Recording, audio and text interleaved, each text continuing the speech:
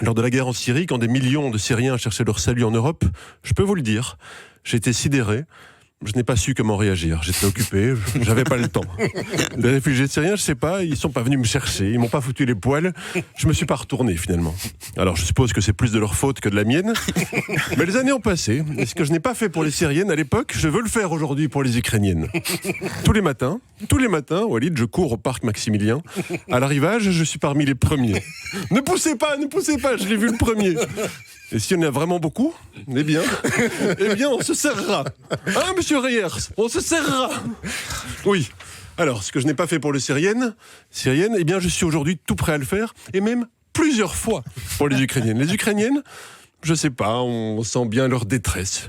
Même les Polonais le sentent. Les réfugiés, avant, les Polonais, ils les aimaient derrière des barbelés. Aujourd'hui, les Polonais sont le peuple le plus accueilli du monde.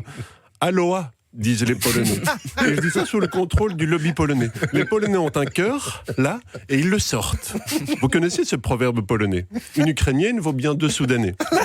Oh, franchement, qu'on s'en prenne comme ça, en 2022, à des Blancs, au parc Maximilien, à l'époque des réfugiés syriens, qui étaient surtout des hommes jeunes.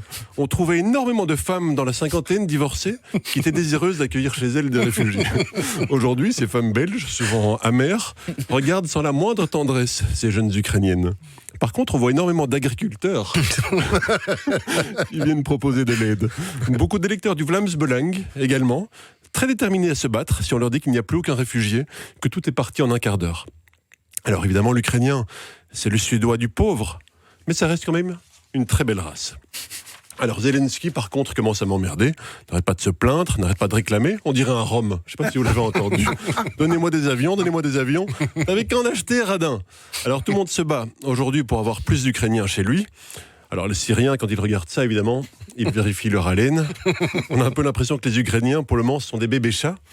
Et les Syriens, c'était plutôt alors des dindons. Voilà. Finalement, pour observer attentivement le physique de ces réfugiés ukrainiens, on commence à comprendre ce qu'Hitler avait en tête quand il parlait de cette merveilleuse race aryenne. Que c'est beau, mon Dieu, que c'est beau. Voilà, je trouve qu'il faut les aider parce qu'ils nous ressemblent, mais en mieux.